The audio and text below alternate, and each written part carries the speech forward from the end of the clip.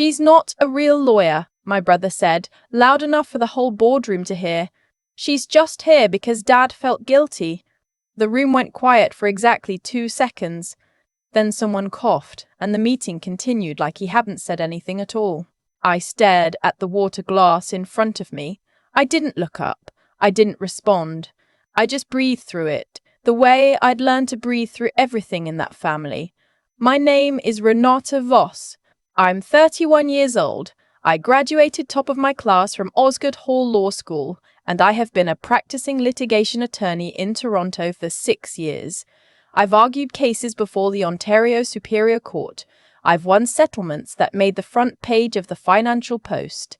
And for the better part of my adult life, none of that mattered inside the walls of my father's company. Let me go back to the beginning, because the boardroom moment wasn't where it started. It started long before that, probably the day I was born, if I'm being honest. My father built Voss Capital Group from nothing. He came to Canada from Germany in his late 20s with almost no English and a very specific idea of how the world worked. Men led, women supported. That was the order of things, and no daughter of his was going to rewrite it just because she had ambitions. My brother, Stefan, was 4 years older than me and had understood this arrangement from the beginning. He leaned into it completely. He played the part, the handshakes, the hockey tickets, the scotch after dinner with my father's friends. He wasn't stupid, he was actually quite smart in his way, but his intelligence was social, transactional. He knew how to make people feel like they mattered to him, and then he knew how to use that. I was different.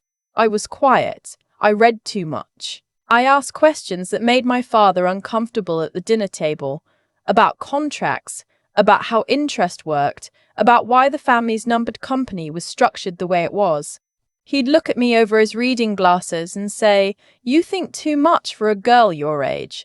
And that was the end of the conversation. When I told him I wanted to go to law school, he didn't say no. He just said it wasn't necessary.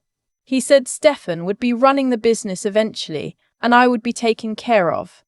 That was his version of reassurance, that I would be taken care of. I went to law school anyway. I took out OSAP loans. I worked evenings at a legal clinic in Scarborough. I ate a lot of rice and frozen vegetables in my apartment near Bloor Street, and I studied until 2 in the morning most nights, and I did not ask my father for a single dollar. He didn't say anything about it when I graduated. He came to the ceremony, sat beside my mother, and afterward at dinner, he talked mostly about a development deal Stefan had just closed on a property in Mississauga. I told myself it didn't matter. I had my career. I had my colleagues. I had a life that was entirely my own and entirely earned. I didn't need his approval. I believed that for a long time. Then my mother got sick. It was a Wednesday in November when she called me. I remember because I was in the middle of preparing submissions for a case the following morning, and I almost didn't pick up. She had been diagnosed with early-stage breast cancer. The doctors were optimistic. The treatment plan was clear. But she was scared, and she said the one thing she wanted, the one thing that would make all of it easier, was for the family to be together. That meant going back. I started coming to Sunday dinners again. At first it was just dinners, but my mother's treatment meant she tired easily, and my father's administrative assistant had recently left, and somehow, gradually, I found myself helping with things at the office, reviewing contracts, flagging issues. Just temporarily, my father said. Temporarily lasted 8 months. By the time I realized what had happened, I was effectively functioning as the company's in-house legal counsel, reviewing every significant agreement Voss Capital signed, while being paid nothing, credited as nothing, and introduced at meetings as my daughter Renata, who is helping out while we look for someone permanent. Stefan thought this was funny, not in a cruel way, or maybe it was. I was never fully sure with him. He'd make comments in that easy, offhand way he had, where you couldn't quite call it out without looking oversensitive. "Good thing we have Renata to catch the fine print," he'd say with a little smile that made everyone in the room smile back at him. "Someone has to read the boring parts." I caught errors that saved the company hundreds of thousands of dollars. I identified a clause in a joint venture agreement that would have given the other party rights to terminate without penalty under almost any market condition. I restructured the standard NDA we used with contractors to close a gap that could have exposed us to significant liability. I did all of this without anyone formally acknowledging that I had done it. When I raised the question of compensation, carefully, professionally, in a private conversation with my father, he looked at me like I had asked something slightly rude. "Your family," he said. "Family helps family." I said that I understood that, and that I also had student loans and a mortgage and a career I had built independently that I was effectively putting on hold. He said Stefan didn't complain about working for the family. Stefan was a salaried vice president with a company car and an expense account. But I didn't say that. I just nodded and went back to my desk. The boardroom incident happened 3 weeks later. A private equity firm from Vancouver was coming in to discuss a potential acquisition of one of Voss Capital's subsidiary holdings. My father wanted me there because I had reviewed the term sheet and knew it better than anyone. Stefan was there because he was always there, because that was his job. The PE firm's lead partner, a woman named Cassidy, asked a detailed question about a specific indemnification clause that had been modified from the standard template. It was a good question. It was exactly the right question. Before I could answer, Stefan said what he said. "She's not a real lawyer. She's just here because Dad felt guilty." Cassidy looked at him for a moment, then she looked at me. I answered her question. I walked her through the clause, the rationale for the modification, the precedent in Ontario case law that supported our position, and the specific risk it was designed to allocate. I spoke for maybe 4 minutes. When I finished, the room was quiet. My father said nothing. Stefan looked at his phone. Cassidy said, "That's exactly what I needed. Thank you." The meeting ended. My father shook hands with everyone. Stefan laughed at something someone said by the elevator. I gathered my folders and walked back to the office I'd been using, which had no nameplate on the door. That night, I called my own firm, my actual employer, the litigation practice I had been largely absent from for 8 months. I spoke to my supervising partner and I told him I was ready to return full-time. He said there was a case he'd been hoping I would be available for. A complex commercial dispute, the kind I was best at. He said he'd been holding a spot on the file. I went home. I sat at my kitchen table in my apartment in the annex with a cup of tea, and I thought about what I was going to do. Not what I wanted to do. I knew what I wanted to do. I thought about how. I went back to Voss Capital the next morning. I didn't say anything. I didn't announce anything. I finished the work I had in progress. I reviewed a lease agreement for a commercial property in Etobicoke. I noted 3 issues in writing, sent them in an email to my father's assistant, and archived my files in a way that someone could follow without me there. I did that for 2 weeks. Stefan, in that time, made 2 more comments. One at a family dinner, one in passing in the hallway. Both landed the same way, that easy, dismissive tone that he had perfected. I said nothing either time, my mother noticed. She touched my hand once across the dinner table when she thought no one was looking.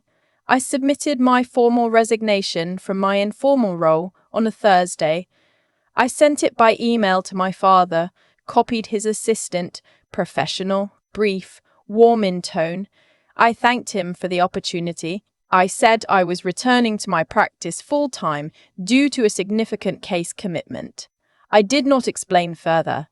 I did not justify myself. My father called me that evening. He said the timing was difficult. He said there was a deal closing in 6 weeks, and I knew the files better than anyone. He said he would make it worth my while. He just needed a little more time to formalize things. I told him I understood, and that I genuinely hoped the deal went smoothly. I told him I loved him. I said goodnight. The case I returned to involved a commercial real estate dispute between 2 development groups with holdings across 3 provinces. It was exactly the kind of work I was built for. Dense, technical, high stakes, requiring the kind of sustained focus that I apparently had too much of for a girl my age. My firm had been retained as lead counsel for one of the parties. The opposing side had a strong team. The litigation was going to be hard. I threw myself into it. I barely thought about Voss Capital, or I tried not to. 6 weeks after I left, the deal my father had been worried about fell apart. I learned about it from my mother, who mentioned it over the phone, not as news exactly, more as something that had happened, something she was sad about. The other party had raised concerns during final due diligence, issues with some of the underlying documentation. My mother didn't know the specifics, but I could guess at them. I had flagged certain things before I left. I had flagged them clearly, in writing, and I had received no response. Stefan apparently told my father it wasn't a big deal, that they could find another buyer. I said nothing to any of it. The commercial dispute case went to mediation in February. We had been preparing for 4 months at that point, and by the time we walked into that room, I knew every material fact in that file the way I knew my own address. The opposing counsel was good, experienced, aggressive, in a controlled way. We spent 2 days in that mediation room. By the end of the second day, we had a settlement that exceeded what our client had believed possible at the outset. My supervising partner shook my hand in the hallway afterward and said it was the best prepared he had ever seen anyone on a file that complex. It wasn't the last case. There were others. That's how litigation works. You close one, and the next one is already open. What happened at the Law Awards in April? I still find difficult to describe without feeling slightly outside my own body. The Ontario Bar Association holds an annual recognition event. Not a gala, exactly. More of a dinner, held at a hotel in downtown Toronto, attended by partners, judges, colleagues. My firm had been nominated in 2 categories.